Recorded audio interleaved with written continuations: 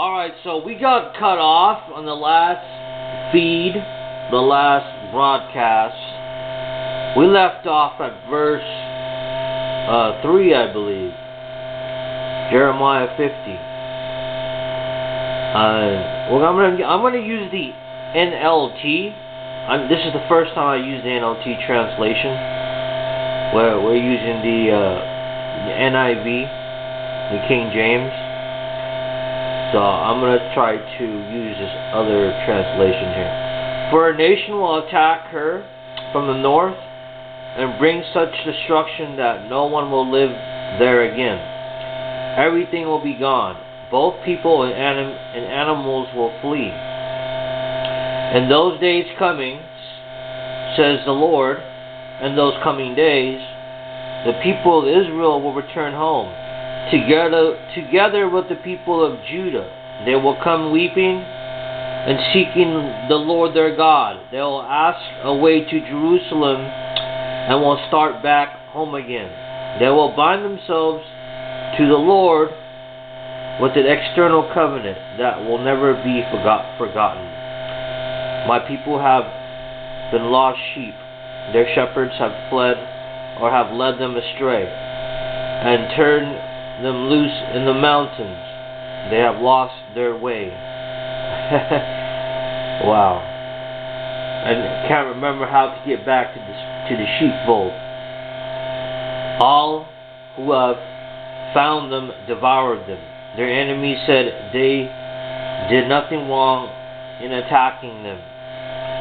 For they sinned against the Lord, their true place of rest, and the hope of their ancestors. But now, flee from Babylon. Leave the land of the Babylonians, like male goats at the head of the flock. Lead my people home again, for I am raising up an army of great nations.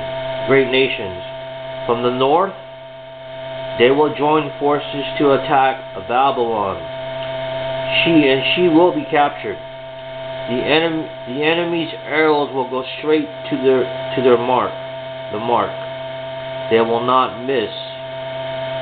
Babylonia will be looted until the attackers are glutted with loot, or glutted with loot. I, the Lord, have spoken. You rejoice and are glad, who plundered my chosen people. You frisk about like a calf in a meadow, and neigh like a stallion.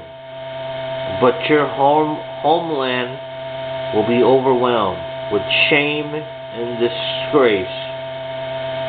You will become the least of nations, a wilderness, a dry and desolate land.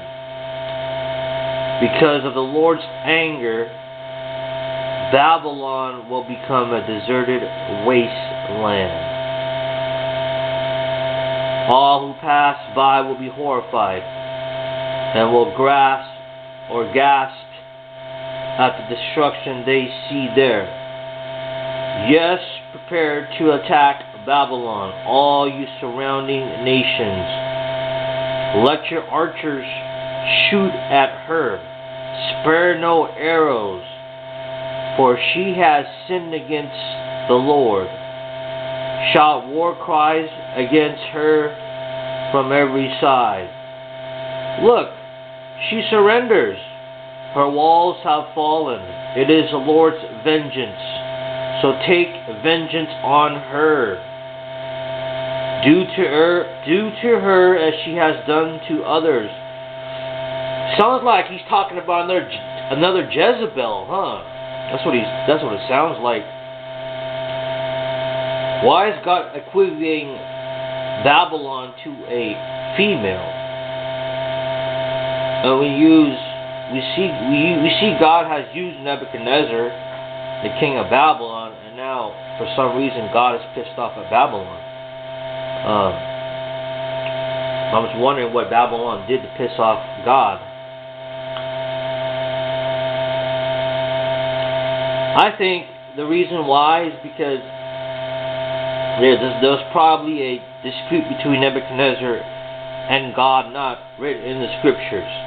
Somewhere in the what happened between them. You know, nobody knows what happened between them, but all I know, there's beef now. There's a war going on with. There's a lot of wars going on. A lot of wars. Babylon, Israel, Egypt. The tensions are high. The tensions are, you know, everybody is armed with arrows and spears and swords. Tensions are high. There's no peace in the land. Okay? It's not safe anymore. That's what it sounds like. And anywhere you turn, everywhere you go, it's not safe anymore.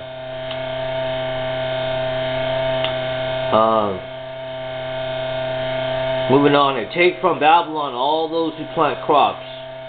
Send all the harvesters away because of the sword of the enemy. Everyone will run away and rush back to their own lands. The Israelites are like sheep. They have been scattered by lions. First the king of Assyria ate them up. Then King Nebuchadnezzar of Babylon cracked their bones. Wow. Excuse me. Therefore, this is what the Lord of the heaven's armies. Heaven's armies.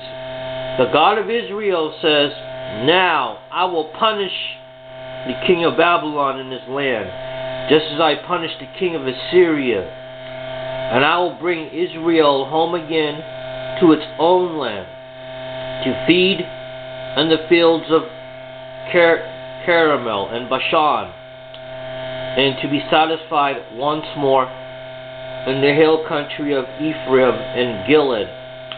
In those days, says the Lord, no sin will be found in Israel or in Judah. Excuse me. Nor will I forgive the remnant I preserve. I don't know why I'm getting the hiccups, but I'm getting the hiccups for some reason. Every time I read the Bible, something weird happens to my body. I don't know what it is. I can't explain it. It's odd because I have water and coffee. I'm still getting the hiccups. Unheard of. If somebody doesn't want me to read the Bible, obviously, out loud like this, there's some force working. I know it's demonic. I know that, but I don't know who's causing demonic things here to happen. Go up, my warriors, against the land of Merithium and against the people of Pekah. Pursue, kill, and completely destroy them, as I have commanded you, says the Lord. So the Lord is saying, let the swords come out, let the blood pour out as well. Once God gives you a decree, or you have authority now in His name, to take a stronghold, to take a city, to take anything in His name. Now it's yours. You have the initiative now. But He has to give that battle decree, authority. You go, you can't do it on your own. It has to be permission from Him, right? Verse 22, let the battle cry be heard in the land, a shout of great destruction. Babylon, the mightiest hammer in all the earth, lies broken and shattered. Babylon is desolate among the nations. Listen, Babylon, for I have set a trap for you. You are caught, for you have fought against the Lord. The Lord has opened His armory and brought out weapons to vent His fury. Wow. Can you imagine what's in His armory? The Lord's armory.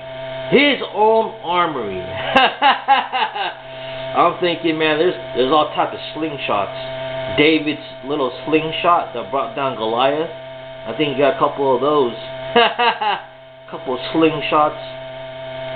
You know, that's a famous story. If you don't know about little David, little shepherd boy, with his little slingshot, shot a direct shot to the Goliath's eyeball, and the Goliath giant fell down to his feet, and then little David pulled out his battle axe and gave him a good one to the neck.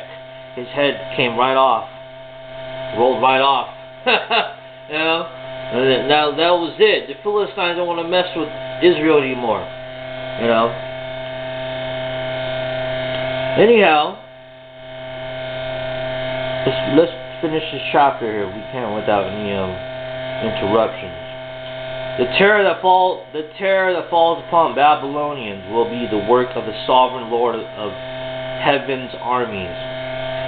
Yes, come against her from distant lands, break open her granaries, crush her walls and houses into heaps of rubble, destroy her completely and leave nothing, destroy even her young bulls. It will be terrible for them to slaughter them all. For Babylon's day of reckoning has come.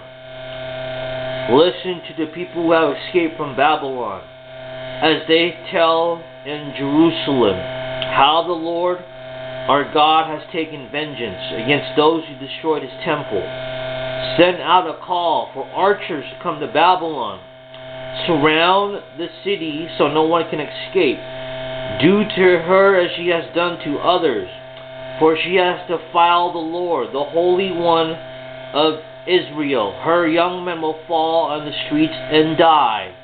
Her soldiers will all be killed, says the Lord. See, I am your enemy, you arrogant people, says the Lord of heaven's armies. Your day of reckoning has arrived, the day when I will punish you. I'm going to go ahead and